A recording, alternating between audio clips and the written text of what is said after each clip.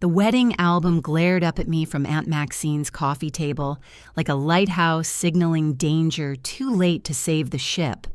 1,000 smiling surfaces, 1,000 tiny reflections, and not one of them held me.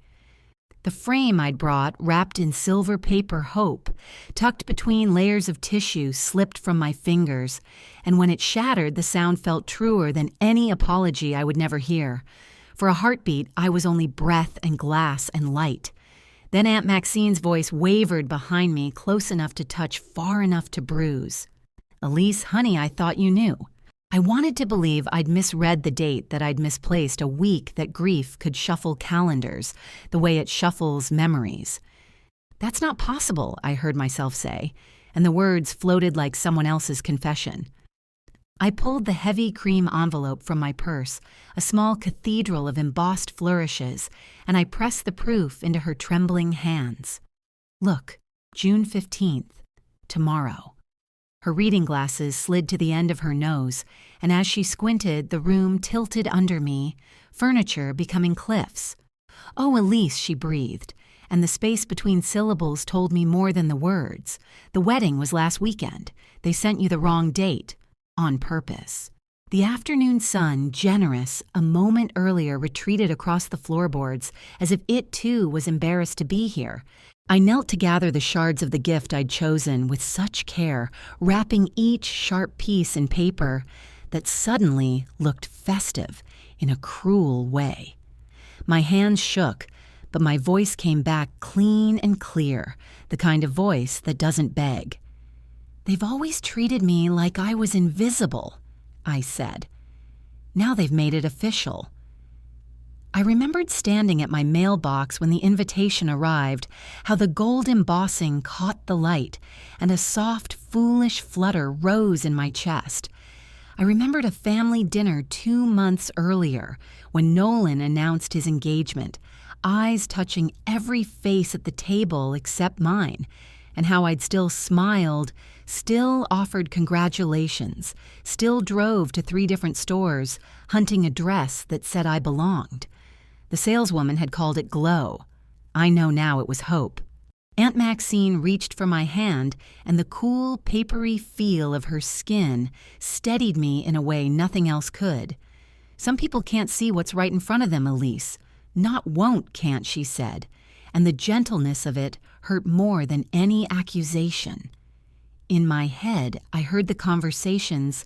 "No one thought I'd ever hear your mother deciding it would be easier if you weren't there. Nolan's need for one perfect day without you."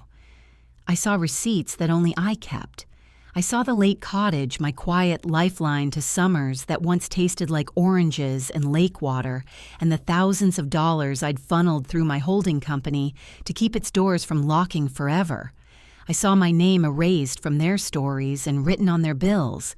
Something in me shifted like a tectonic plate, a slow inevitability finally allowed to break free.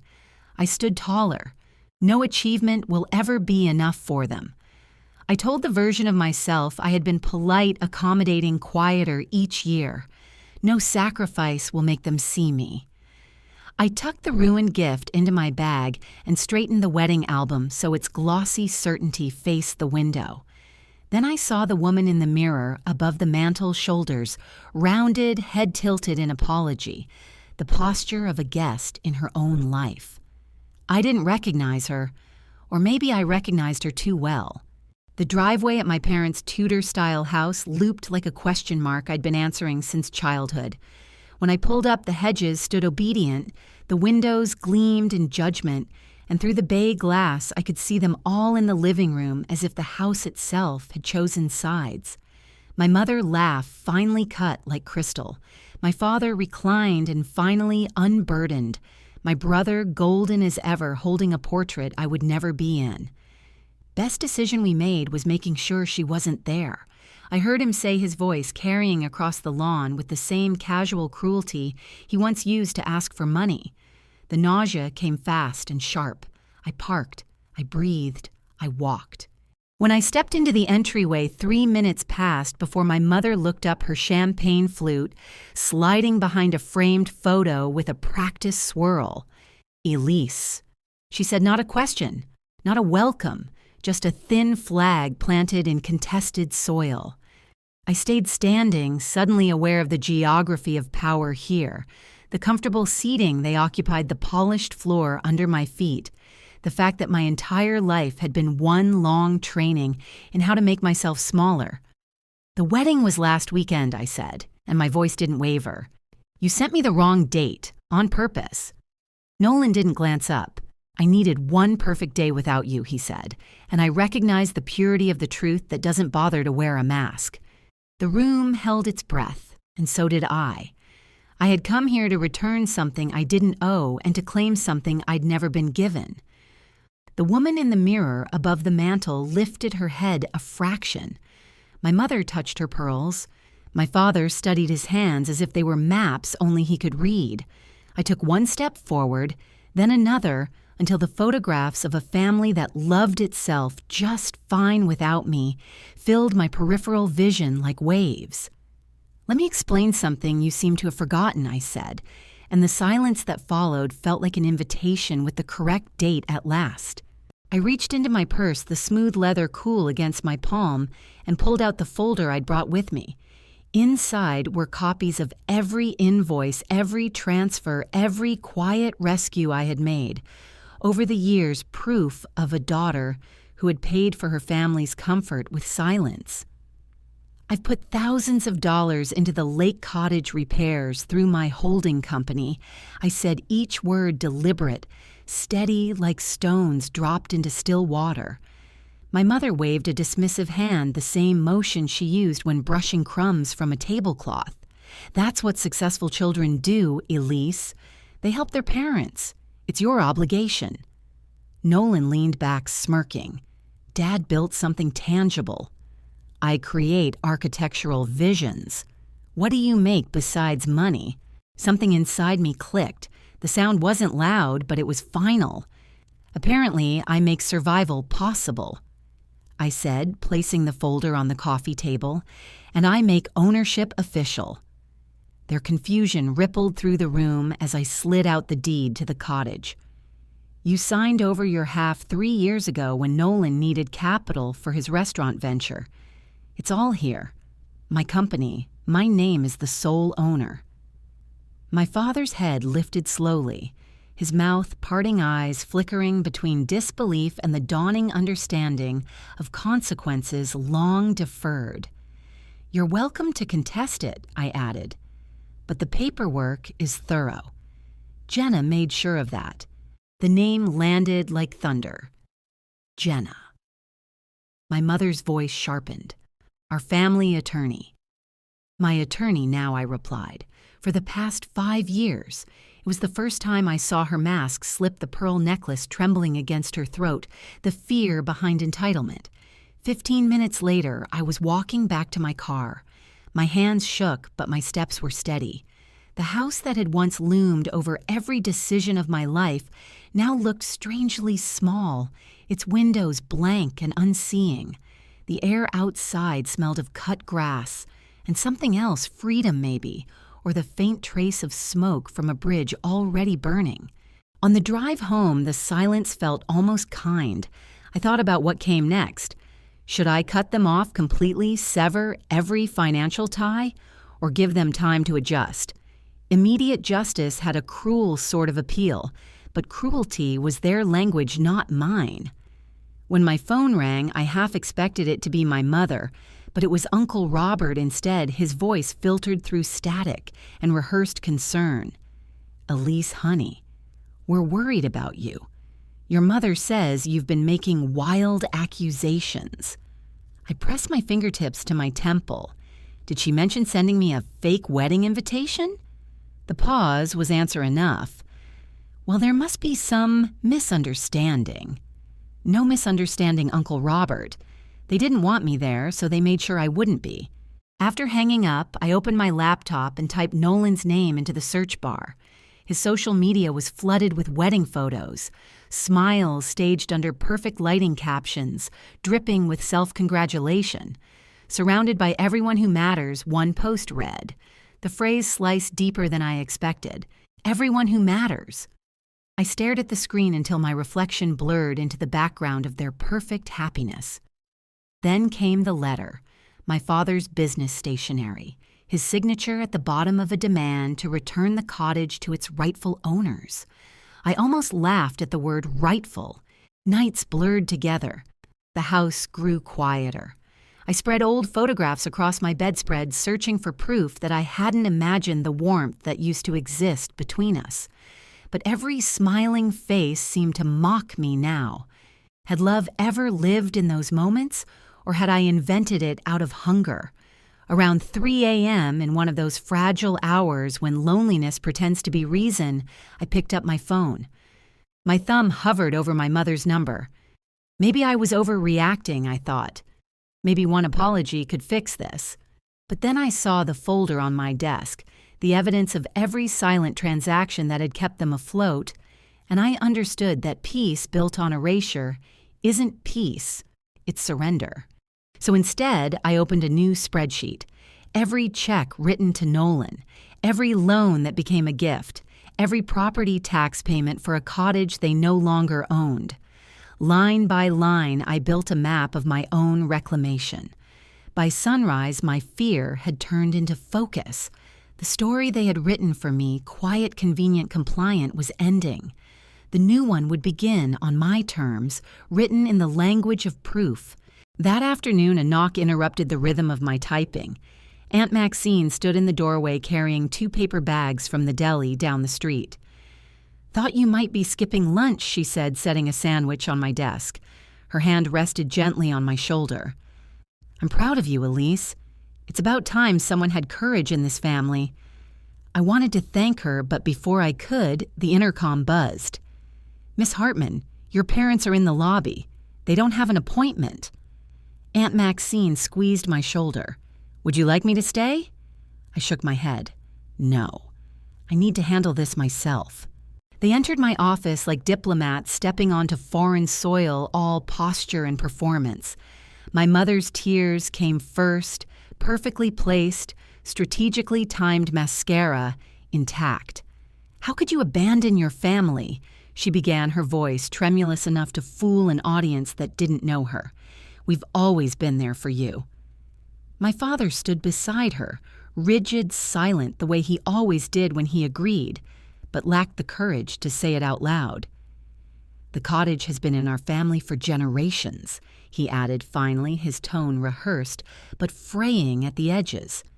"You have no right." I stayed seated behind my desk, a position I had earned both literally and symbolically. "That cottage hasn't been in our family for years," I said evenly. "You sold your half when Nolan's restaurant went under, April of 2018.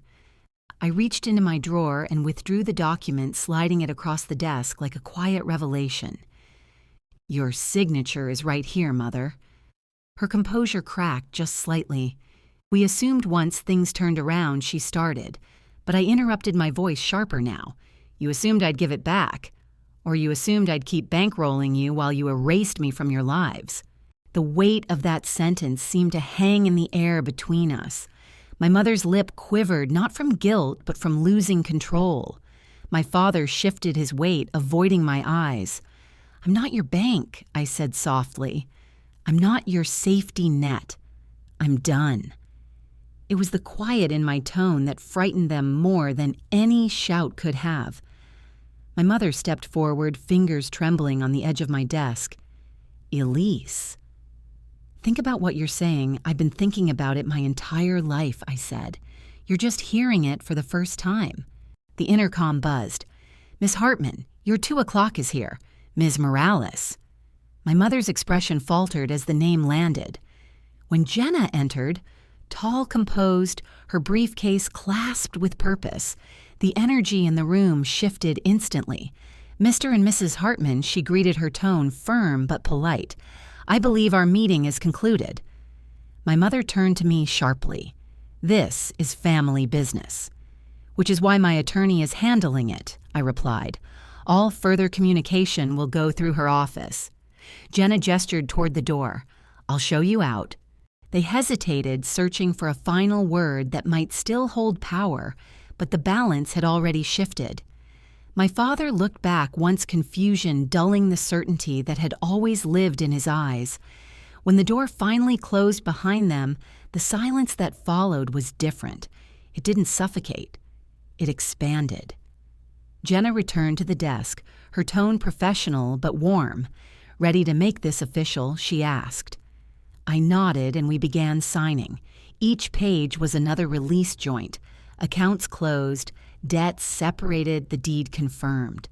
With every stroke of the pen, my name grew stronger, the tremor in my hand fading into steadiness. Halfway through, my phone lit up. Nolan's name. The first time he had called in years. I watched it ring the screen, pulsing like a heartbeat I no longer needed to chase. I let it go dark. Some calls, I murmured, don't deserve to be answered. Jenna smiled faintly, the kind of smile that carried understanding without needing words. The next morning, the documents spread across Thomas Bedford's desk. My financial advisor looked like a map of liberation.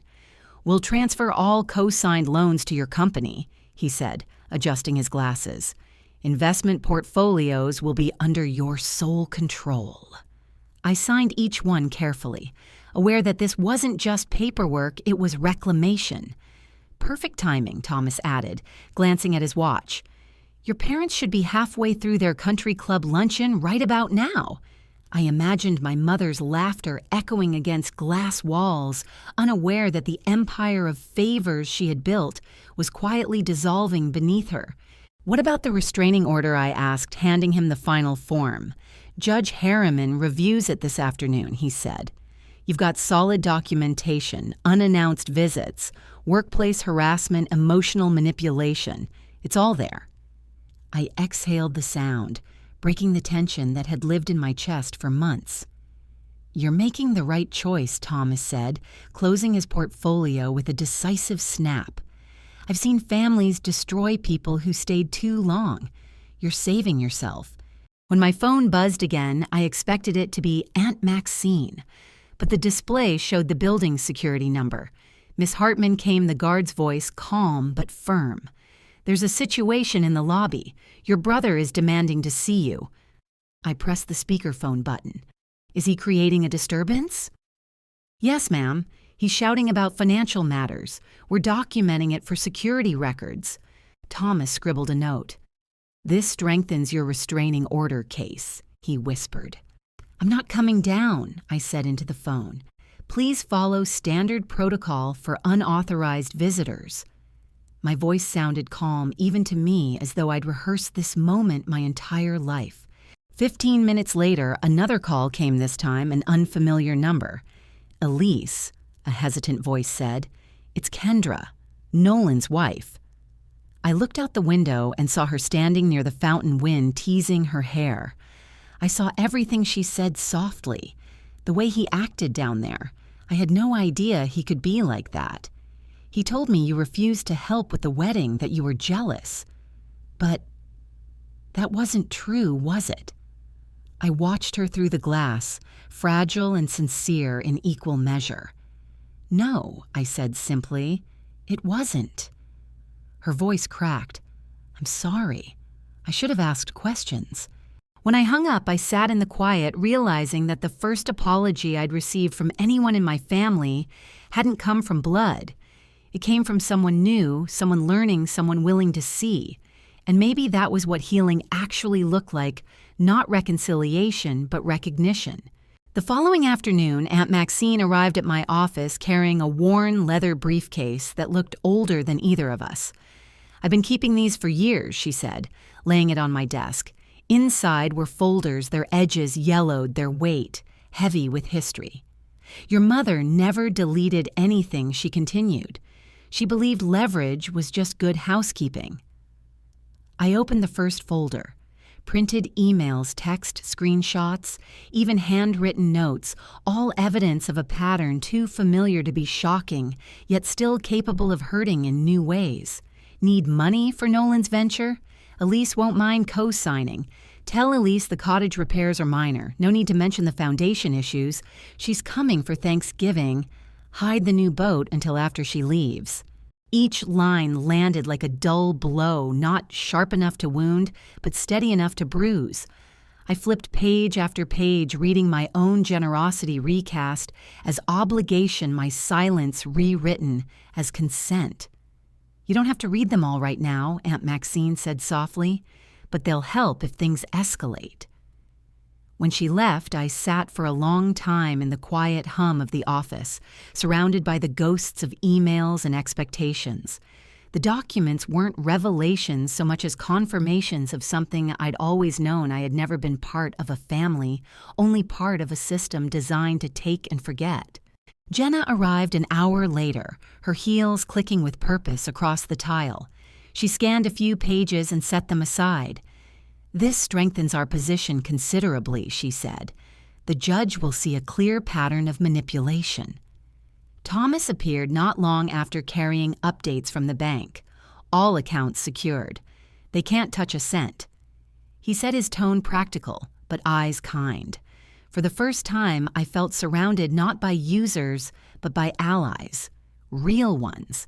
People who saw me as something more than a wallet or an inconvenience. The next morning, Jenna called with a voice that held something close to triumph. "The restraining order's been granted, 500 feet from your workplace and residence. The judge called it a clear pattern of emotional and financial harassment." I closed my eyes, letting the words sink in. Clear pattern. Someone in authority had finally named what I'd lived through for years.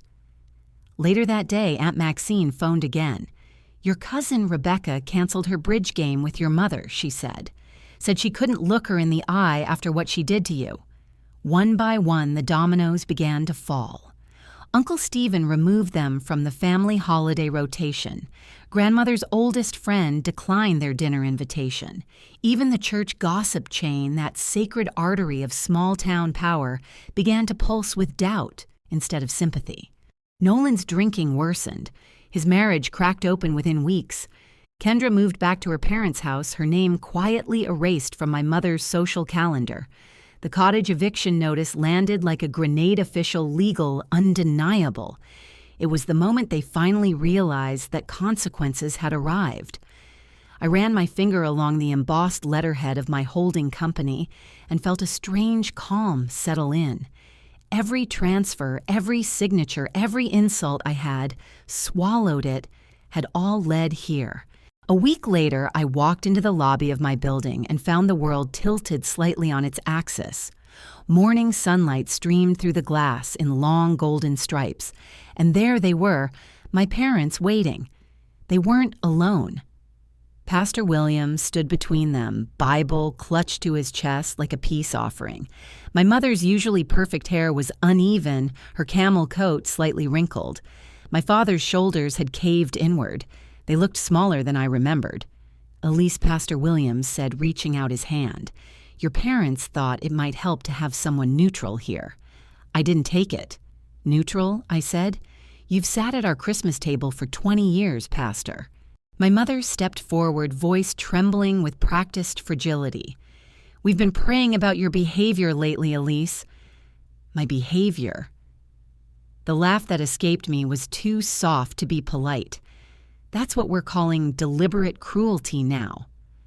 My father tried his turn at authority. "The cottage has been in our family for generations. You keep saying that I interrupted as if repetition will make it true." Pastor Williams laid a hand on my arm. "Forgiveness is divine, Elise. They're still your parents." I looked at him, really looked, and saw a man who had blessed every family meal where I'd sat in silence. "Sometimes divinity needs context," I said quietly. "Think about what people at church will say," my mother whispered, glancing around the lobby like gossip might sprout from the walls. "Families shouldn't air their difficulties. Did you tell him I asked how you sent me a fake invitation so I'd miss my brother's wedding?" The pastor blinked thrown. I placed both invitations on the reception desk, the real one from Aunt Maxine and the forged one my parents had sent. "They didn't forget to include me, Pastor. They made sure I couldn't come." His confusion deepened as he studied the dates. "Sometimes families make difficult choices to keep peace," he murmured. I've spent my life forgiving, I said. I've turned the other cheek so many times I've been spinning in circles. I'm done spinning.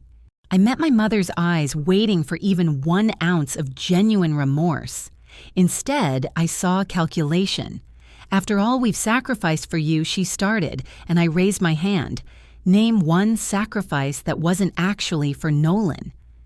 Silence fell like dust. Behind me, the security guard Stan stepped forward. "Everything all right here, Miss Hartman?" he asked. "Yes, Stan," I said, still looking at my parents. My visitors were just leaving. My father's parting words trembled between anger and disbelief. "This isn't over, Elise." "Actually," I said, my voice steady, almost gentle, "it is."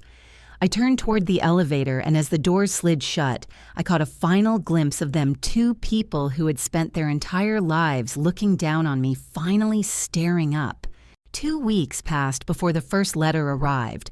The envelope was cream expensive, my father's handwriting perfectly measured along its edge. I set it beside my coffee on the desk and watched the steam rise between us. For a moment, I traced the seal with my thumb, remembering all the times I'd opened envelopes like this: tuition checks, tax requests, pleas disguised as gratitude. But not this time. I didn't open it. The power wasn't in the letter. It was in the choice to leave it sealed. A year later, the morning light in my lake house office streamed across polished floors and framed photographs that belonged only to me. No family portraits, no forced smiles, just moments I had captured on my own. A foggy dock at dawn, a field of lavender bending beneath the wind, the reflection of clouds over still water. I'd bought a new camera last spring, learned to wake before sunrise, learned that silence can feel sacred when it isn't imposed. My phone rang, and for once my shoulders didn't tense. Elise Hartman. I said the name rolling out without apology. It was a potential client curious about my boutique marketing firm, interested in my philosophy of authentic storytelling. I told them about it, about the kind of branding that speaks truth instead of selling fantasy. I used to think my family had taught me everything about success. Now I realize they taught me everything about pretense and how to reject it. When the call ended, my gaze drifted to the calendar on the wall.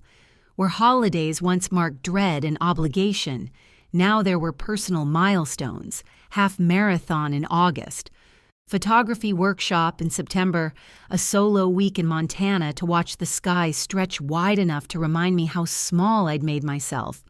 On the corner of my desk sat the wooden box where I kept my father's unopened letters, each one a fragment of the past I no longer needed to rewrite. Sometimes healing isn't about forgiveness. It's about finally letting the story stay finished. The mail slid through the brass slot and landed with its usual shuffle. Among the business envelopes was another wedding invitation. Thick cream paper, gold edges my name written in familiar loops. I hesitated only for a second before smiling. My cousin Rachel this time. Inside a note scrawled in real ink: "It wouldn't be the same without you, Elise. Please come." I ran my finger along the embossed edge and felt nothing painful, just quiet understanding. The date fell during my photography retreat in Maine. The old version of me would have canceled everything, spent days finding the right dress, rehearsing polite answers to invasive questions. The woman I am now simply checked her calendar, wrote a kind note wishing them joy, and selected a gift that felt right. Not to prove worth, just to give freely because giving feels good when it's a choice. That evening, Aunt Maxine arrived first for dinner, carrying her famous apple crumble, still warm from the oven. Thomas came next with a bottle of wine he'd been saving. Jenna arrived last, breathless from court laughter spilling through the doorway before she even spoke. My kitchen filled with the kind of warmth I used to imagine family could bring, but never did. When we finally sat down, Thomas raised his glass. 1 year, he said. 1 year of boundaries that would make a fortress jealous. Maxine smiled, her eyes glinting. "To finding family in the people who stay," she said. Jenna added softly, and to strength in starting over. We clinked glasses, and for a moment the laughter that followed sounded like home. Later, after they left, I sat at my desk watching moonlight dance on the lake outside. I opened my father's most recent letter. Unlike the others filled with accusation or guilt, this one was brief. "I failed you. You deserved better." The words were plain, unpolished, almost human. I placed it gently in the box with the rest, not to keep as proof, but to honor what was left of the truth between us. Beside the box sat a brochure for a mentoring program helping young women navigate early career challenges. Beneath it, my travel itinerary for Portugal, a solo journey I dreamed about since college, but never dared take. Both lay open, two paths built not on obligation but choice. I thought of all the years I had tried to earn love through usefulness, how small I had made myself to fit into spaces that were never meant to hold me. The lesson was never about revenge or victory. It was about permission, the quiet, radical act of allowing yourself to exist fully even when no one claps for it. As the clock ticked past 9 p.m., I stepped out onto the porch. The lake was still the kind of stillness that doesn't ask for silence, but rewards it. Somewhere in the distance, an owl called, and I realized the ache that once lived inside my chest had become something gentler, space maybe, or peace. "You can't just stop being family," my mother had said that day in the lobby. But she was wrong. Sometimes you stop being someone's daughter the moment you start being yourself. I took a slow breath, the night air cool and clean, and smiled. The world hadn't shrunk without them. It had expanded. Somewhere inside that quiet, I understood love should never demand invisibility in exchange for belonging. Real family, whether found or chosen, is built on sight, the courage to look at one another fully and still stay. If this story resonated with you, don't forget to like, share, and subscribe for more true stories that remind us how strength often begins in silence. Tell me in the comments, what would you choose, the comfort of what's familiar or the promise of what could be?